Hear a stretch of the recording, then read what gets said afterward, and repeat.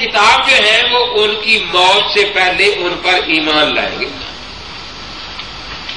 تو اس سے پتہ چلا یہ ایک آیت ہے جس میں مسیح علیہ السلام کے لیے موت کا لفظ صراحتاً استعمال کیا گیا ہے، لیکن اس زمانے کو مسیح علیہ السلام کی موت سے پہلے کا زمانہ کہا گیا ہے.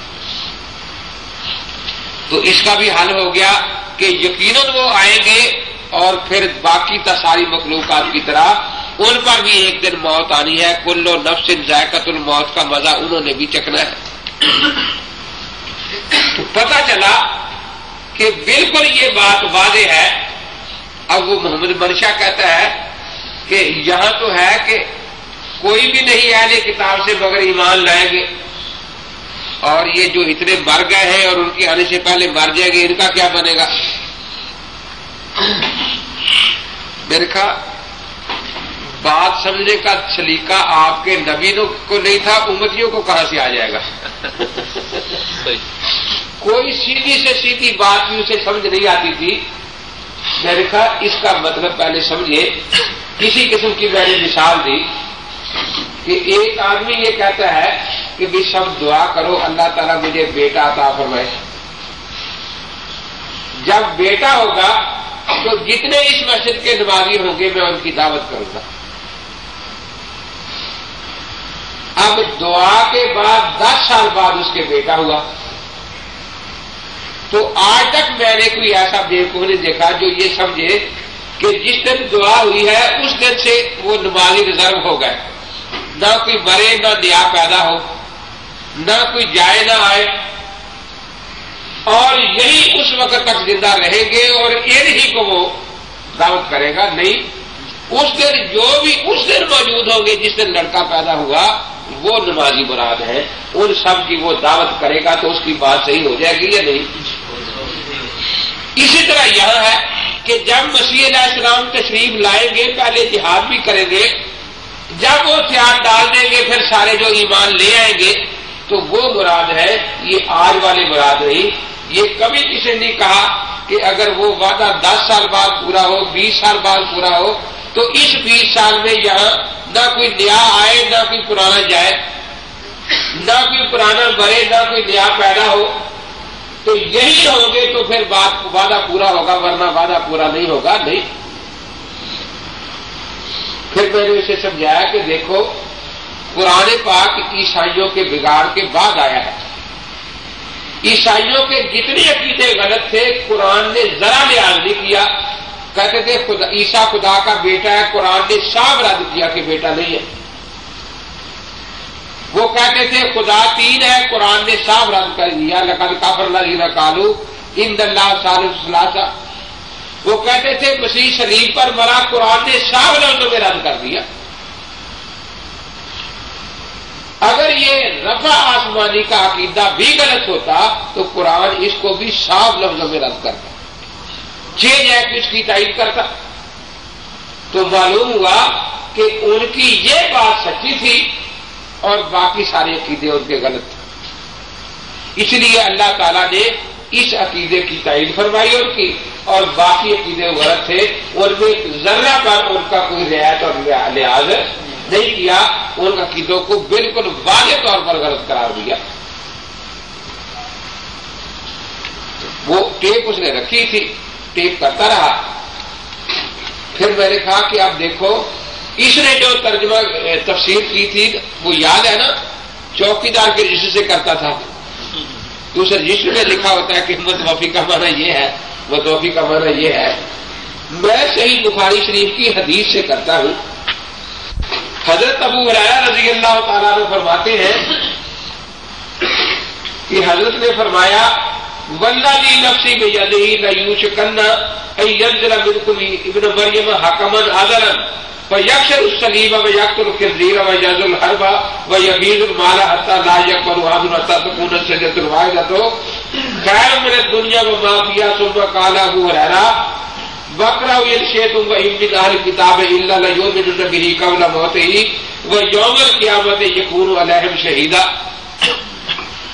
تو اللہ کے پاک پیغمبر صلی اللہ تعالی علیہ وسلم کا صادق اور امین ہونا اتنی پکی بات تھی کہ کافر تک آپ کو صادق کہتے تھے. حضرت اگر بغیر قسم کھائی فرما دیتے کہ عیسیٰ علیہ السلام آئیں گے تو پھر بھی سب پر ماننا ضروری تھا نا، لیکن حضرت نے قسم کھائی ہے، اس خدا کی قسم جس کے قبضے میں میری جان ہے، ضرور ضرور تم میں عیسیٰ بن مریم نازل ہوں گے۔ تو یہ نہیں کہ دشمنی بنت کسیٹی آئے گا، مرزے کا اصل بچپن کا نام تو دشمن بھی ہے نا، یا چڑی مار لگو تھا اس کا، یہ سیرت المہدی نے لکھا ہے۔ یہ کسی کو غلام ہے میں تو آتا ہی نہیں تھا نا کسی کو، یہ تو جج نے کہا وہ آواز دے کہ آواز دو کہ کسیٹی بنام سرکار حاضر ہو، جا کے شور کرے تروئی بنام سرکار حاضر، تروئی بنام سرکار حاضر، وہ جج پیچھو آوازاں دے تروئی نہیں کسیٹی، اور پھر آ کے تروئی بنام سرکار حاضر، جج کھڑا ہو گیا اور غصے آ کے وہ گل سن تروئی نہیں کسیٹی، کہنا جی تروئی کسیٹی کو چیز ہوتی ہے، دو نہیں ہوتی ہے۔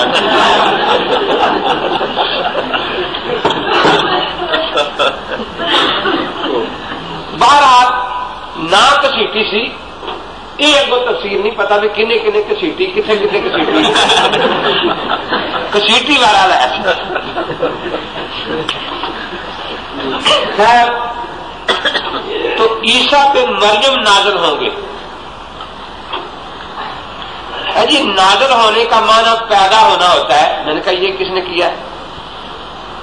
آج تک نہیں، والدہ یالدو کا لفظ کہیں بھی نہیں آیا کہ ایک ہی جگہ آ جاتا تاکہ معنی متعین ہوتا کہ جی رفع کا معنی عزت کی زندگی ہے نا، تو پھر میں نازل کا معنی تو ذلت کی موت ہونا چاہیے۔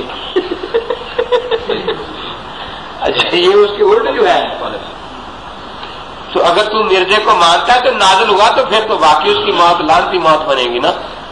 اس طرح معنی بگاڑتے ہیں اللہ تعالیٰ کی کتاب اور نبی پاک ان کی حدیثوں کی کہ انسان کو حیرانی ہوتی ہے۔ تو آگے فرمایا کہ نازل ہوں گے ابن مریم حاکمن، وہ حاکم بن کر آئیں گے، صلیبی حکومت کے محکوم نہیں ہوں گے۔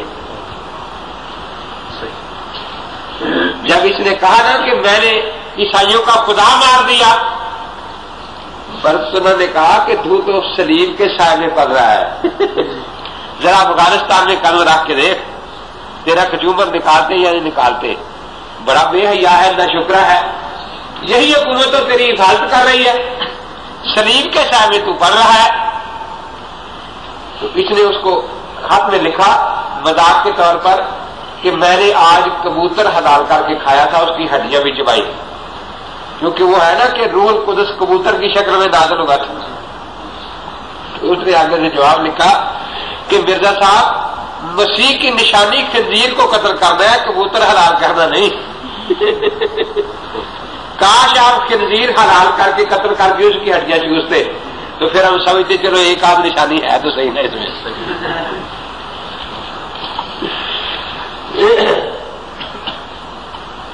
تو وہ محکوم نہیں ہوگا، یعنی انگریز گورنمنٹ کا چوڑی چوک نہیں بنا اپنی زبان پنجابی زبان، یہ نہیں کہ ڈوئی نے ڈوئی پھیری اور وہی بند ہو گئی۔ درخواست دی گئی نا، مسٹر ڈوئی تھا کمشنر ڈی سی، کہ جی یہ ایسے وال کرتے ہیں، پیشگوئیاں کرتا ہے، فلاں مر جائے گا فلاں مر جائے گا، اور بعد میں پھر اپنی پیشگوئی پوری کرنے کے لیے ان کو مارنے کے لیے کوششیں بھی کراتا ہے، اس لیے اس کو روکا جائے، کیونکہ اس کی پہلا مسیح جو تھا نا وہ مردوں کو زندہ کرنے آیا تھا، یہ سب کو مارنے کے لیے آیا تھا، اس کی بیٹی وہ مر جائے گا، وہ آخر مرنا تو ہے نا پچھلے بھی دنوں سامنے، اس لیے سائی محمد حیات صاحب رہتے کا مشہور شعر ہے نا، کسے دریا وچ آئی تو گیانی ہے مرزا آکھے میری تے نبوت دی نشانی ہے، کسے دریا وچ آئی تو گیانی ہے مرزا آکھے میرے تے نبوت دی نشانی ہے، کسے مخالف دی گاں مج موئی ہے محمود آکھے میرے تے پیو دی پیش گوئی ہے، اگر وہ پیش گوئی نہ کرتا تو یہ مرتی نہ۔ تو یہ مسیح لوگوں کو مارنے آیا ہوگا، وہ پہلے زمانے میں کوئی پکڑا گیا نا، اس وقت انگریز کی حکومت نہیں تھی کہ میں نبی ہوں، خلیفہ کے پاس پکڑ کر لائے. خلیفہ نے وزیر کی طرف منہ کیا کہ بھئی یہ کیا کہتا ہے میں نبی ہوں؟ نے کہا کہ بھوکا مرتا کاروبار چلانا ہوگا اور کیا کرنا ہے کم وقت میں. تو خلیفہ نے پوچھا کہ آج صبح کھانا کھایا ہے؟ کہتا ہے اگر نانم خودے خوش کو تری کیا کنم بندہ ہے پیغمبری. کہتا روٹی مل جاتی تو مجھے ضرور نبی بننے کی کیا ضرورت تھی، اسی لیے تو یہ سارا ڈاور چایا ہے. تو چونکہ مرتد کے لیے 3 دن کی اجازت ہے کہ اس کا شبہ وغیرہ دور کیا جائے، خلیفہ نے کہا کہ اس کو 3 دن کھانا وغیرہ کھلاؤ اور اس کو سمجھاؤ. 3 دن کے بعد پھر بلایا دربار میں.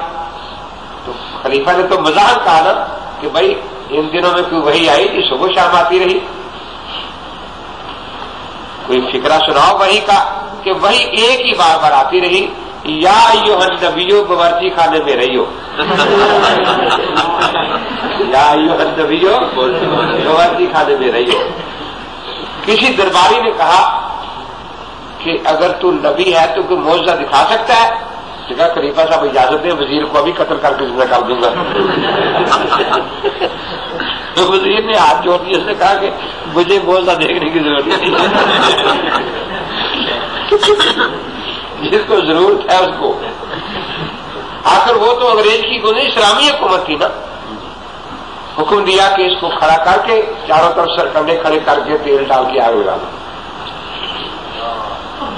آگ لگا دی. اب لگا چیخنے، تو چھوٹا سا 5-6 سال کا بچہ کھڑا تھا حافظ قرآن، کہتا فاصبر کما صبر اولو العزم من الرسل. رسالت کے کرنے اور چیخنا، صبر کرو کہتے ہیں اللہ. رسول بڑے صبر والے ہوتے ہیں، وہ اس طرح نہیں کیا کرتے.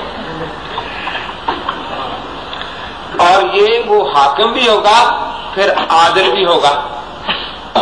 یہ نہیں کہ پیسے 50 کے لے اور دے 5، یہ صرف صفر کا کہتے فرق ہے اور فرق ہی کوئی نہیں.